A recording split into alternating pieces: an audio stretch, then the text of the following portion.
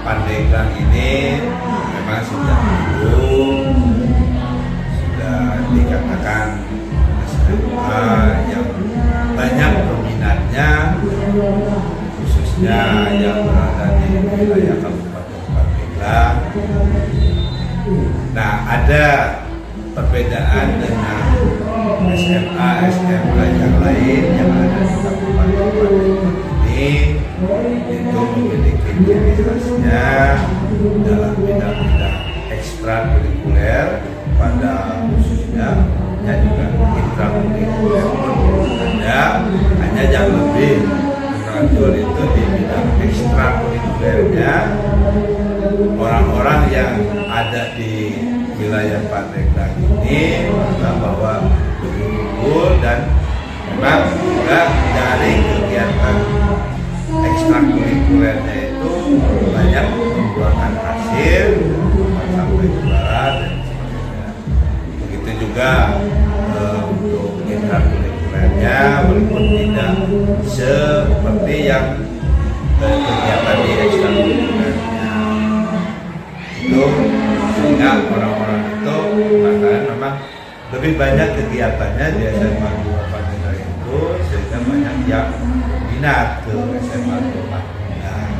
Itu penjelasannya secara. Jadi regulasi di Pandeglang ini melahirkan siswa-siswa yang berprestasi ya? Ya, alhamdulillah banyak siswa-siswa yang berprestasi, baik juga yang di akademiknya maupun yang non-akademik.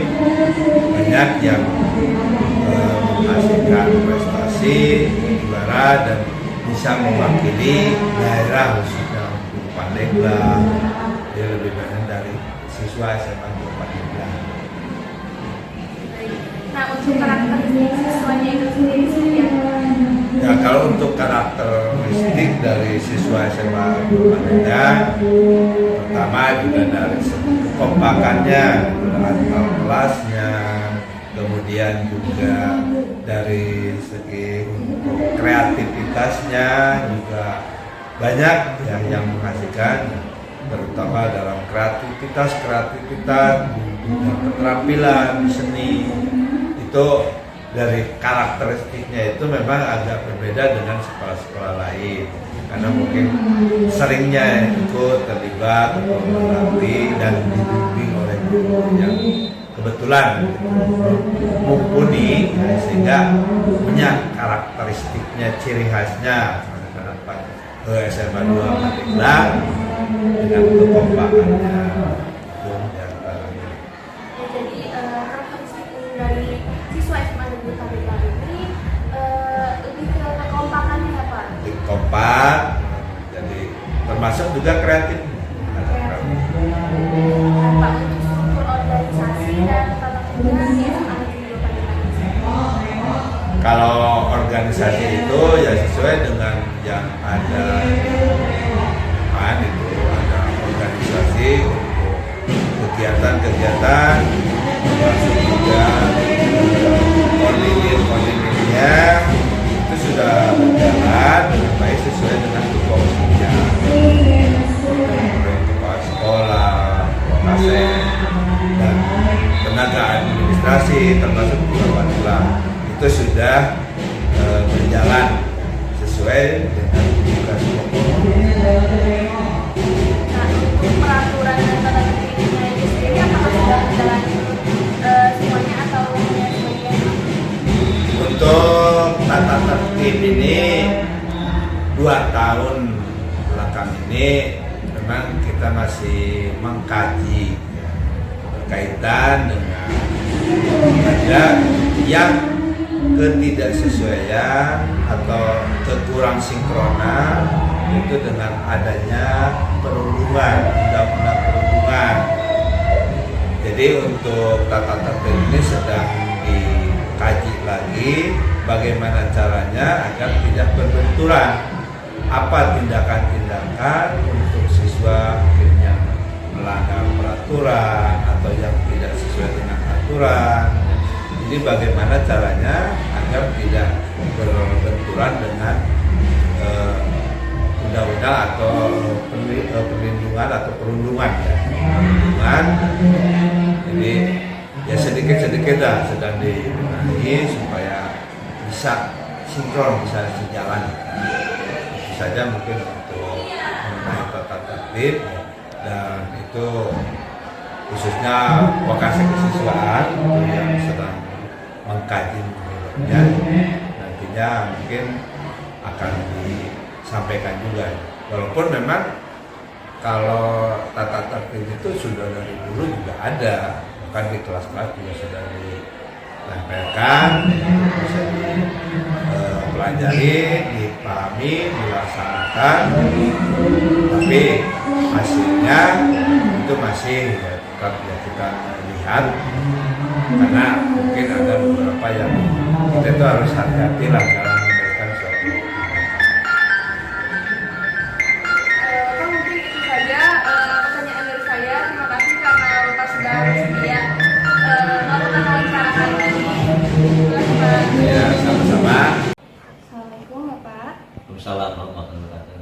Ya, perkenalkan sebelumnya saya Fitoka, mahasiswa UHK. Di sini saya sedang melaksanakan tugas PLP 1. Nah, sebelumnya Bapak boleh memperkenalkan diri dulu. Assalamualaikum warahmatullahi wabarakatuh. Nama saya Rukma. Saya mengajar fisika dan sebagai wakase kesiswaan di SMA 2 kebanyakan. Oke, Bapak sebelumnya saya meminta izin ya Pak untuk mewawancara Bapak. Oke, baik Bapak, di SMA ini tuh ada nggak sih kegiatan seperti seremonial atau formal? Banyak. Nah, misalnya kalau setiap hari Senin kita melaksanakan upacara bendera. Kemudian untuk hari Kamis ada acara literasi. Ya, jadi kita kumpul di sini di lapangan. Dan hari Jumatnya ada pengajian rutin gitu ya untuk siswa. Gitu. Banyak dan lain-lain lah pokoknya. Oke, jadi ada ya Pak di sini? Ada. Nah, untuk fasilitas kegiatan seperti kulikuler, kokulikuler, dan ekstrakurikuler itu apakah ada di SMA Negeri 2 Pandeglang, Pak? Banyak sekali, hampir semuanya kita fasilitasi, terutama yang misalnya yang kokuler untuk ke Yogyakarta misalnya biasanya sekali ya, atau ke Baduy misalnya. Kita hanya menyediakan itunya saja, tapi biayanya dari mereka. Yang sulit tur ya biasanya. Kemudian yang untuk yang lain-lain misalnya untuk ekstrakurikuler biasanya kita di tahun ajaran baru itu kita mengajukan namanya RAKS, rencana anggaran itu ya, ke pihak sekolah, dan pihak sekolah meneliti apakah layak nggak dibiayai gitu biasanya kalau yang ekstrakurikuler. Nah, untuk kegiatan pembiasaan dan kebiasaan positif di SMA Negeri 2 Pandeglang ini seperti apa? Biasanya pagi-pagi kami di itu gerbang guru itu pada berdiri, terutama piket ya biasanya. Ketika siswa datang kami menyambutnya gitu kan, menyapa dan salam dan sebagainya. Kemudian kalau di kelas di jam pertama itu diwajibkan kita berdoa dahulu, kemudian mengucapkan salam dan seterusnya. Kemudian pembiasaan yang lain adalah menerapkan tata krama yang ada yang berlaku di kita gitu. Jadi kegiatan pembiasaannya itu seperti membaca doa sebelum memulai pelajaran, terus mengucapkan salam dan lain sebagainya. Bapak, mungkin cukup itu saja dari saya Pak. Terima kasih Pak. Terima kasih sama-sama. Di sini saya minta izin kepada Lady untuk mewawancara seputar organisasi sekolah. Apakah bersedia? Sangat bersedia Pak. Oke, jadi Lady ini merupakan ketua dari organisasi intersekolah dunia. Ya Kak, kebetulan menjadi ketua OSIS periode tahun 2022 sampai 2023. Jadi sebelumnya saya ingin bertanya ya, untuk peranan OSIS sendiri itu di SMA Negeri 2 Pandeglang ini seperti apa? Mungkin untuk peranan OSIS bisa saya sebutkan dari pertama itu menjalankan event sekolah yang bulanan, harian maupun mingguan. Jadi kalau untuk yang harian seperti itu seperti piket Senin dan Jumat saat juntang dan juga saat upacara sekolah. Lalu untuk yang bulanan seperti ada event dari bulan Januari itu warna sekolah, Februari Rugafo, Februari, Maret, Pasca, dan sampai Desember. Oke, jadi peranan OSIS itu sendiri untuk membantu sekolah merayakan event-event tertentu. Oke, selanjutnya untuk struktur organisasi OSIS di SMA 2 Pamila ini seperti apa? Untuk struktur organisasi di SMA 2, jadi yang pertama pastinya ada pembina, lalu ada ketua OSIS, wakil, sekretaris, bendahara, dan juga sekdi-sekdi yang membantu.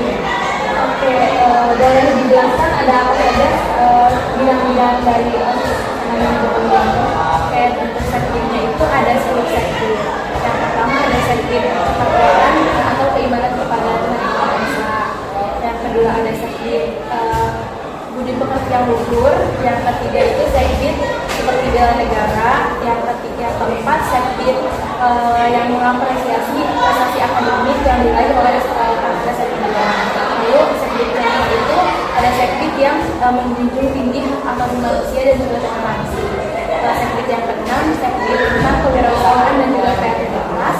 Sekdi ketujuh sekdi tentang kebudayaan kesehatan jasmani, dan sekdi delapan sastra dan budaya.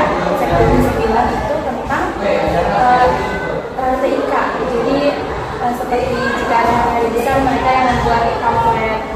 Lalu untuk sekdi 10 itu ada komunikasi dalam bahasa Inggris.